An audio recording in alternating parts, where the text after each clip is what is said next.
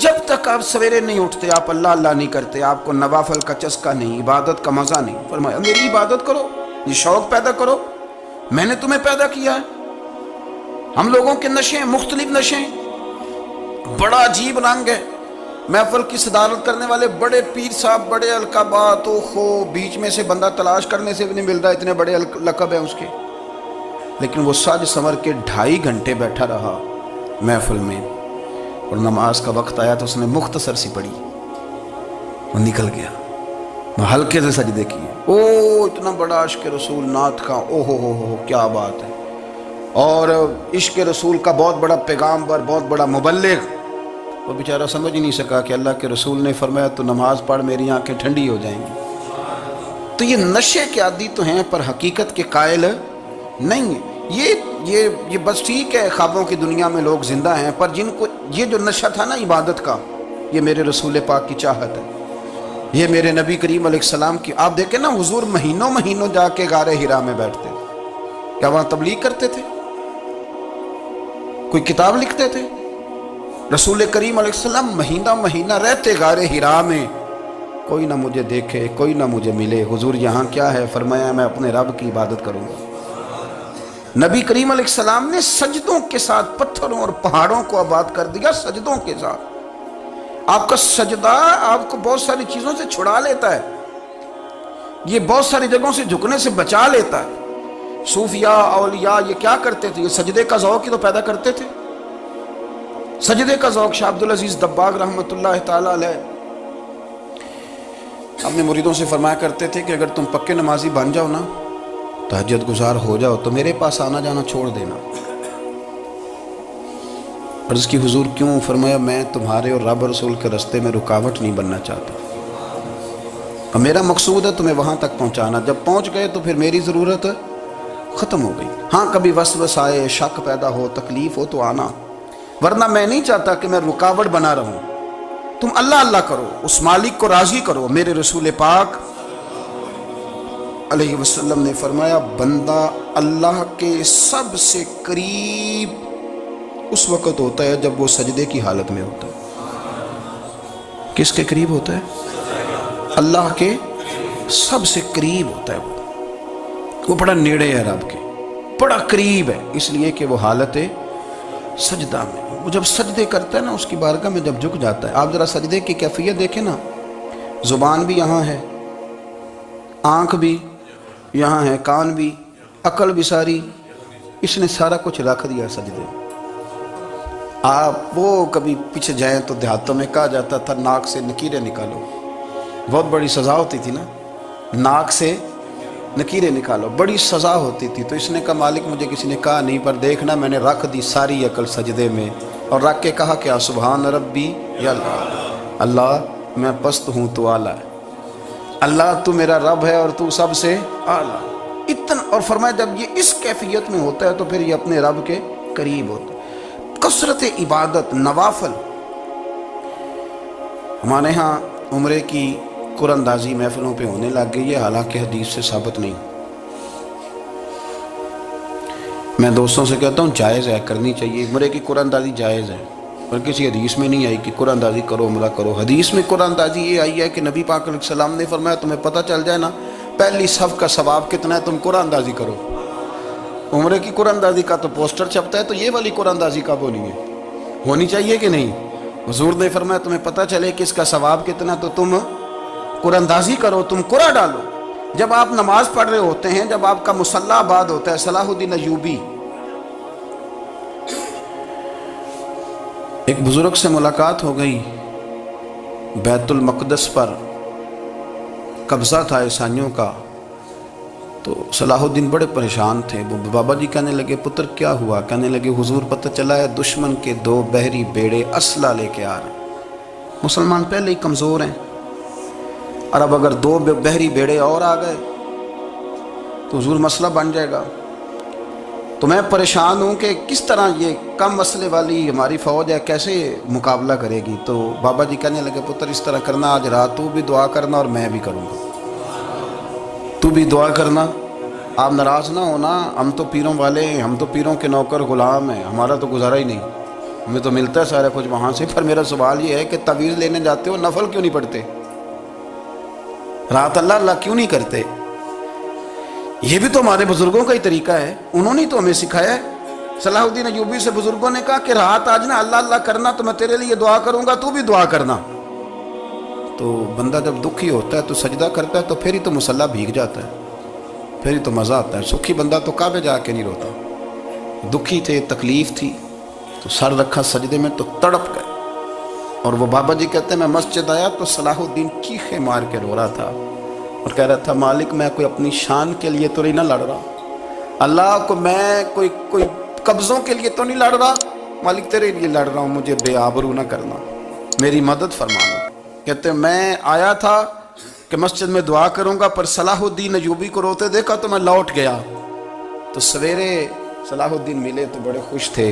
میں نے کہا پتر کیا ہوا؟ کہنے لگے حضور وہ بحری بیڑے دو آ رہے تھے نا اسلحہ لے کے، دونوں ڈوب گئے پانی میں ڈوب گئے۔ تو بابا جی کہنے لگے صلاح الدین وہ پانی میں نہیں ڈوبے، وہ تیرے آنسوؤں میں ڈوب گئے، وہ غرق ہو گئے، وہ جو تو نے مصلی بات کیا تو وہ تیرے آنسوؤں میں ڈوب گئے، وہ غرق ہو گئے، وہ تباہ اتنے قیمتی تھے تیرے آنسو کے بہا لے گئے دشمن کے بحری بیڑوں کو۔ میرے بھائی ٹھیک ہو گیا جی، میرے عزیز سمجھ لیں اس بات کو ہمیشہ کے لیے اور اس پر غور کرنے اچھے طریقے سے کہ میرے رسول کریم سید عالم صلی اللہ علیہ وسلم نے نا ہماری توجہ دلائی، حضور نے ہمیں بتلایا، ہمارا ذوق بڑھایا عبادت کی طرف۔ ایک صحابی تھے حضرت ابو فاطمہ رضی اللہ تعالیٰ عنہ، یہ ترمذی شریف کی حدیث ہے۔ نبی پاک علیہ السلام نے فرمایا ابو فاطمہ قیامت کے دن مجھ سے جلدی ملنا چاہتے ہو کہ دیر کے ساتھ؟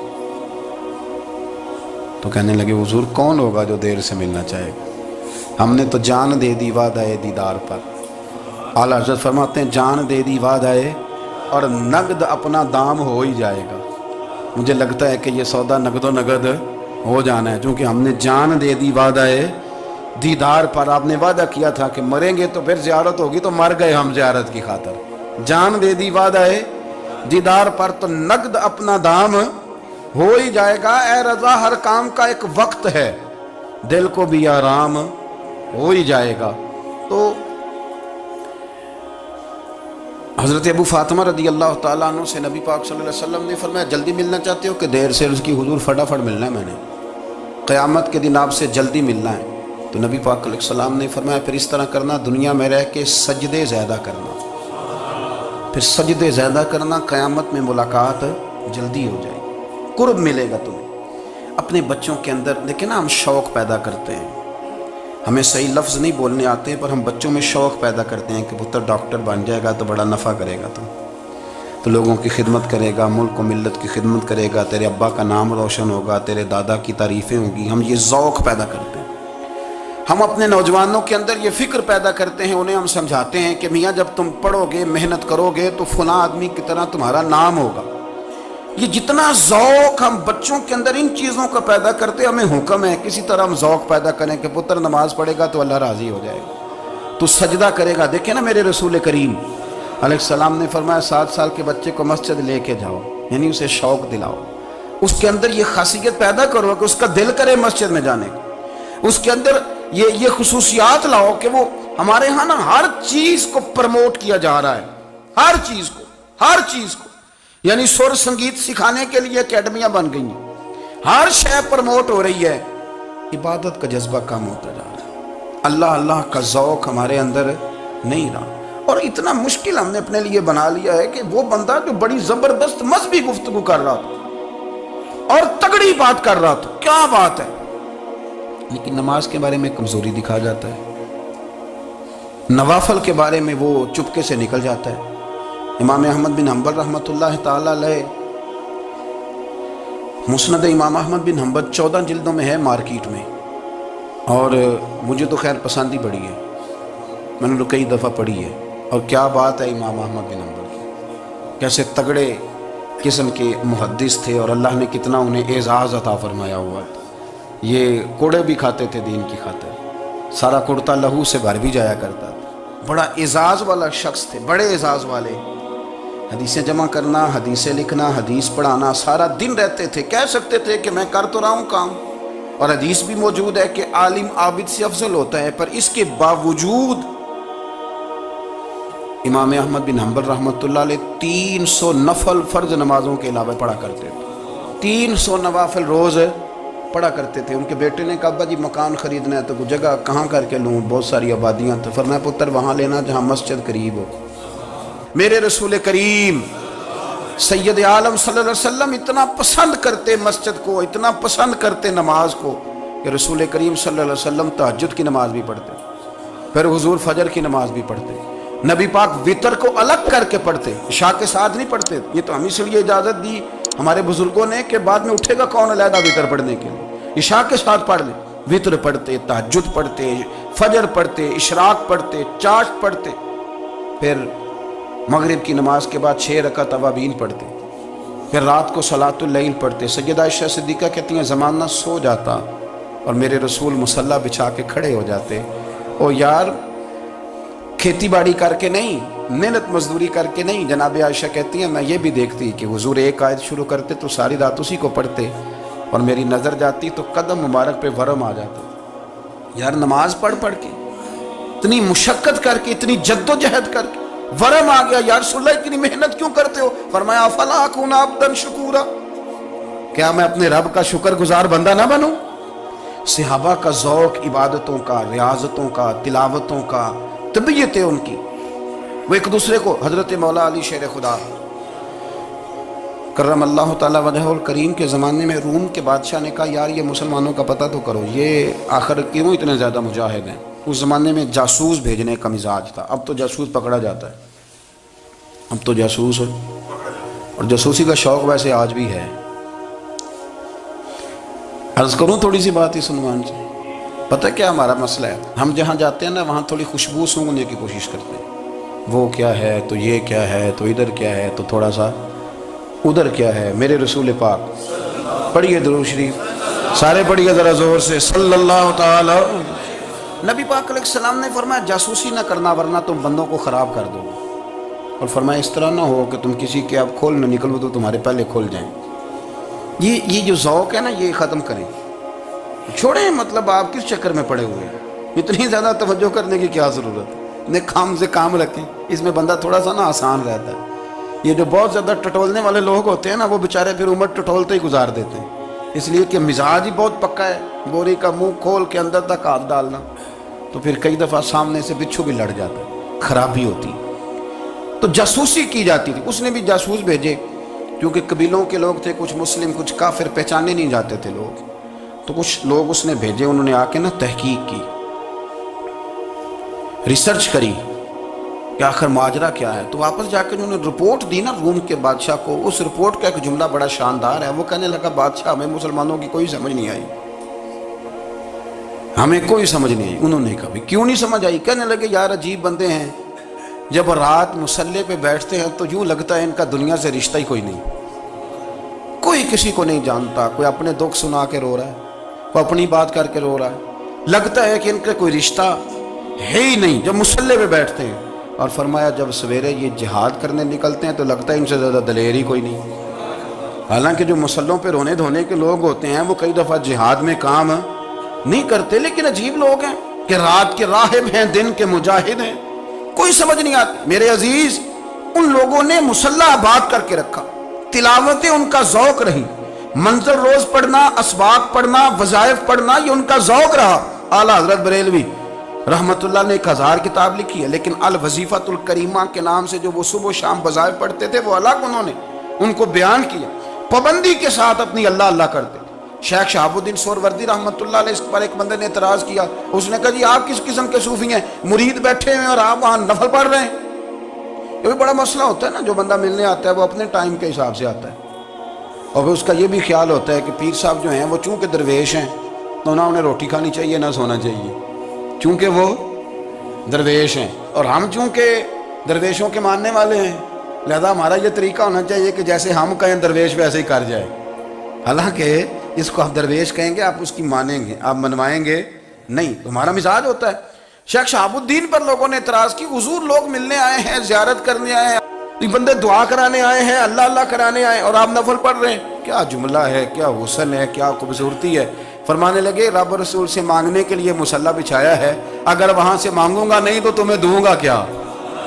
پہلے مجھے کچھ لے تو لینے دو، اگر میرے پلے کچھ ہے ہوگی تو آگے دوں گا نا۔ تو میں مانگنے گیا تھا کہ یا اللہ دے، تیرے بندے لینے آئے، دے تو میں کچھ لوں گا تو آگے دوں گا نا۔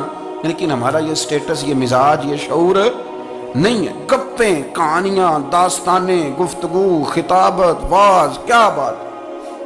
لیکن اگر کچھ کرنے کا کام ہو تو وہ نہیں ہم سے ہوتا۔ میرے نبی کریم علیہ الصلوۃ والسلام نے مصلی سے دل لگانے کا درس دیا، حضور نے توجہ دلائی۔ صحابہ اس ذوق کے حامل لوگ تھے، وہ کوشش کرتے تھے۔ جناب صدیق اکبر رضی اللہ تعالیٰ عنہ کا عبادت کا مزاج ہمیشہ قائم رہا۔ حضرت عمر فاروق ساری رات اللہ کے حضور کھڑے رہے۔ حضرت عثمان غنی رضی اللہ تعالیٰ عنہ عشاء کی نماز پڑھ کے 2 رکعتوں کی نیت باندھتے تھے، 15 سپارے پہلی رکعت میں پڑھ دیتے تھے اور 15 سپارے قرآن مجید کے دوسری رکعت میں پڑھ دیتے تھے۔ آپ نے نا حضرت عمر فاروق کے وصال کے بعد ان کی ایک بیوہ سے نکاح کیا، حضرت عثمان غنی نے نکاح کیا۔ وہ خاتون آپ کے نکاح میں آئیں تو عرض کرنے لگیں، امیر المومنین میرے لیے اعزاز تو بہت ہے کہ میں امیر المومنین کی بیوہ تھی تو امیر المومنین کی منکوحہ ہو گئی ہوں، لیکن حضور نہ تو میں جوان ہوں کہ میرے اندر رغبت ہوتی اور نہ میں اب اس قابل ہوں کہ کوئی خدمت کر سکوں، میرے ساتھ نکاح کی وجہ کیا بنی؟ تو عثمان غنی رو پڑے، فرمانے لگے میں نے عمر فاروق کو مسجد میں اپنے رب سے ڈرتے ہوئے دیکھا ہے، میں نے اسے روتے ہوئے دیکھا ہے، عدل کرتے دیکھا ہے، انصاف کرتے دیکھا ہے، امت کی خیر خواہی کرتے دیکھا۔ تمہارے ساتھ نکاح اس لیے کیا ہے کہ تم مجھے یہ بتاؤ کہ عمر فاروق گھر کے اندر اپنے رب کو کیسے راضی کرتے تھے، گھر کے اندر کیسے راضی کرتے تھے، وہ طریقے بتلاؤ، تم بتاتی جانا اور میں بھی اسی طرح گھر میں عبادت کروں۔ میرے رسول کریم علیہ الصلوۃ والسلام نے ارشاد فرمایا، حضور فرمانے لگے جس گھر میں اللہ کا ذکر ہوتا ہے وہ گھر زندوں کا ہے، اور جس گھر میں رب کریم کا ذکر نہیں ہوتا وہ گھر زندوں کا نہیں ہے۔ گھر نا ہم نا کتابوں میں پڑھتے ہیں کہ ایک بزرگ کہتے ہیں، حضرت فضیل بن عیاض کہتے ہیں کہ میں ایک گلی سے گزر رہا تھا تو گھر کے اندر کسی قاری صاحب نے قرآن کی آیت پڑھ دی، ولی من خاف مقام ربہ جنتان، میں تے میرے کانوں سے ٹکرائی تو اللہ نے میری کایا ہی پلٹ دی، میں توبہ کر گیا۔ اب گھر کے اندر سے آواز آئے تو صحیح نہ تلاوت کی، پر اندر سے آواز آتی نہیں ہے، ڈیک بجنے کی آواز آتی ہے، یا ٹی وی چلنے کی آواز آتی ہے، یا دھوم مچانے کی آواز آتی ہے۔ عبادت کا وہ جو خاص شوق تھا، وہ جو حسن تھا، وہ جو توانائی تھی، وہ جو بات تھی۔ ایک جگہ پہ ہم بیٹھے تھے تو وہاں ایک صاحب آئے اور انہوں نے آتے ہی کہا کہ مہربانی کریں ذرا مجھے مصلی دے دیں، میرے نہ کچھ نفل رہ گئے۔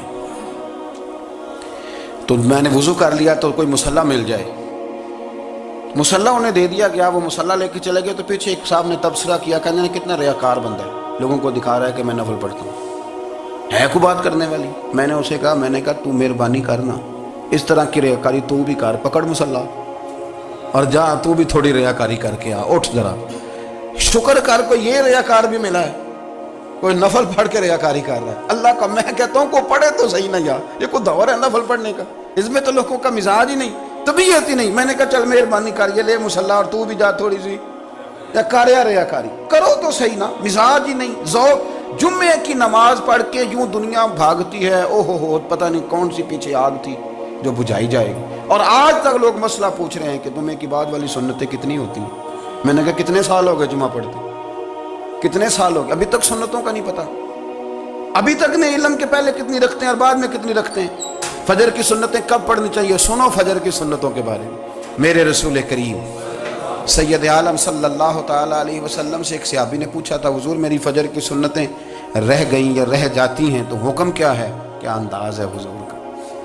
بخاری مسلم کے لفظ سنو، حضور سید عالم صلی اللہ علیہ وسلم فرمانے لگے، اس نے کیا پوچھا تھا، حضور جواب کیا دیتے، فرمایا فجر کی سنتیں کبھی نہ چھوڑنا، فجر کی پہلی 2 سنتیں کبھی نہ چھوڑنا۔ یا رسول اللہ صلی اللہ تعالیٰ علیہ وسلم میری رہ گئی ہیں، رہ جاتی ہیں، فرمایا فجر کی 2 سنتیں نہ چھوڑنا، فرمایا فجر کی پہلی 2 سنتیں مجھے دنیا اور دنیا کے اندر جو کچھ ہے وہ سب سے زیادہ پیاری ہے۔ فجر کی 2 سنتیں دنیا اور دنیا میں جو کچھ ہے مجھے وہ سب سے زیادہ پیاری ہے، اس لیے فجر کی سنتیں نہ چھوڑنا۔ اپنا ذوق، اپنی طبیعت، ہم نے نا ذوق غلط بنا لیا۔ اگر 20 بندے کہہ بھی دیں گے تو نے بڑی شاندار تلاوت کیا تو کیا اس سے بنے گا، 100 بندہ کہہ بھی دے تیری کیا بات ہے، کیا بات ہے نعت خاں کی، کیا بات ہے علامہ صاحب کی، پیر صاحب کی، پیر مہر علی شاہ صاحب، रहमत उल्लाह अलैह। आप तशरीफ़ फरमा थे तो आपके एक ही बेटे बाबूजी जिनको कहा जाता है, जिस दिन साहबजादे पैदा हुए तो खादम ना वहाँ से निकला। इन लोगों के शौक़ और तरह के थे ना, तो इनकी तवज्जो भी अपने शौक़ की तरफ रहती। तो खादम निकला अंदर से, पीर साहब मुबारक हो, पीर साहब मुबारक हो, पीर साहब मुबारक हो, पीर साहब मुबारक हो, शोर कर रहा है। तो पीर साहब को वजद हो गया, अल्लाह अकबर अल्लाह अकबर अल्लाह। ओ क्या हुआ, किस बात की मुबारक दे रहे हो? अर्ज़ की हुजूर अल्लाह ने बेटा दिया। तो आप फरमाने लगे अच्छा हुजूर आप क्या हुआ, आप तो परेशान हो गए। फरमाने लगे जब तूने 3 दफ़ा कहा ना मेहर अली को मुबारक हो, तो मैं समझा था शायद तुझे किसी ने बता दिया है कि मेहर अली से अल्लाह राज़ी हो गया। मैं समझा था कि शायद तू ये खबर लेके आया है कि किसी ने बताया है कि मुझे आज खबर मिली है कि मेहर अली से रब अच्छा पुत्र हुआ है। अल्हम्दुलिल्लाह, अल्लाह का शुक्र है। पर मेरे लिए मुबारक का दिन वो होगा जब मेरा रब कहेगा कि मैं मेहर अली से राज़ी हूँ, मेरे महबूब कहेंगे कि मैं मेहर अली से। आप बात को समझें, शौक़ ही किसी और तरफ था, दिल ही कहीं और लगा हुआ था, तबीयत ही कहीं और माइल थी। कोई वजीफ़ा पूछते थे तो पढ़ते थे वो लोग, कुछ अल्लाह अल्लाह उन्हें बताई जाती थी तो करने का ज़ौक़ रखते थे, तबीयत थी, कायल थे।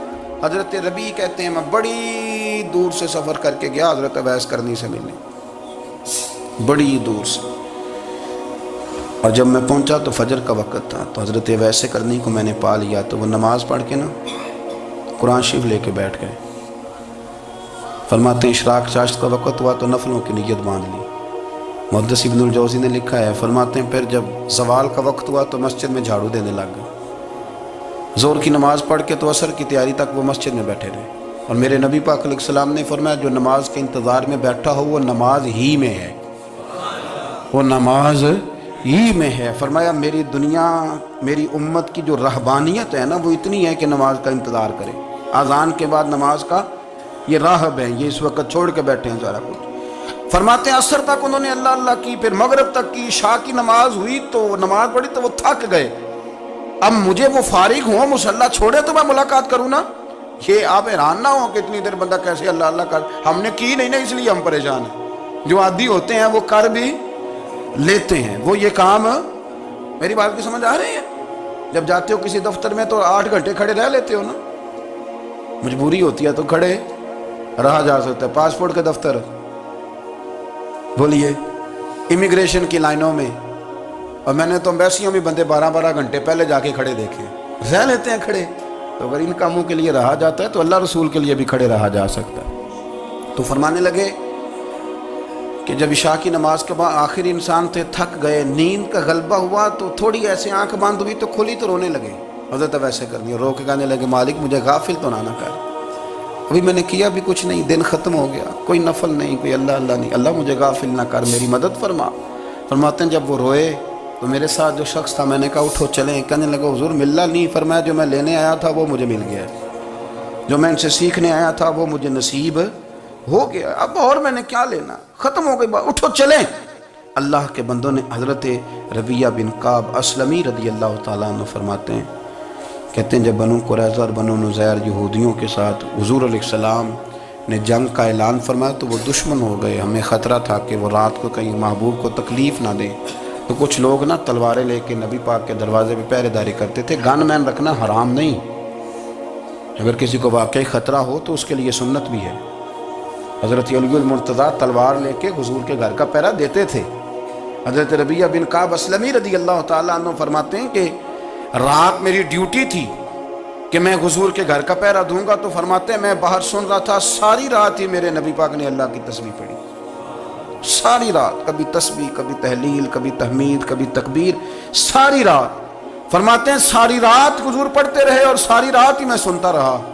मुझे ऊँघ आ गई, मेरी आंख लग गई, हुज़ूर अभी पढ़ रहे, मैं थक के सो गया।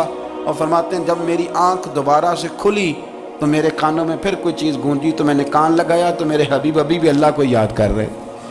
सारी सारी रात हुज़ूर रब की इबादत करते, इसीलिए तो कहा या अय्युहल मुज़म्मिलु कुमिल लैला इल्ला कलीला, हबीब सारी रात तो ना जागा कर, थोड़ा आराम भी कर लिया कर। मेरे भाई अपना मुसल्ला, अपनी इबादत, अपने वज़ाइफ, अल्लाह अल्लाह जो आपने किसी से सीखी है उसको कभी कमज़ोर ना होने दें। शजरा शरीफ जो किसी बुज़ुर्ग से आप ले लेते हैं तो क्या रस्म है कोई, उस पर कुछ लिखा होता है, وہ پڑھنے کے لیے دیا جاتا ہے، اس پہ لکھا ہوتا ہے کہ یہ اللہ اللہ آپ نے کرنی ہے۔ ساری زندگی کسی اسکول میں داخل ہو گئے اور وہاں جا کے آپ نصاب ہی نہ پڑھیں، کتاب ہی نہ کھولیں تو پاس ہو جائیں گے؟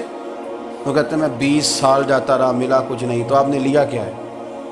ایک اتنی سی کتاب تھی، اس کو تو کھول کے آپ دیکھ نہیں سکے، اس کے وظائف تک تو رسائی نہ ہوئی، اس لیے کہ اللہ اللہ کرنا مشکل ہے اور تصویر کھنچانا یہ آسان کام ہے۔ تو جو آسان ہے اس طرف ہماری توجہ لگی رہتی ہے اور جو مشکل ہے اس طرف ہم ذوق پیدا نہیں کرتے۔ یا ایھا الناس اعبدوا ربکم الذی خلقکم والذین من قبلکم لعلکم تتقون، اے لوگو اس رب کی عبادت کرو جس نے تمہیں پیدا کیا اور تم سے پہلوں کو پیدا کیا، اس لیے عبادت کرو کہ تم پرہیزگار ہو جاؤ گے۔ مالک سمجھنے کی توفیق عطا فرمائے۔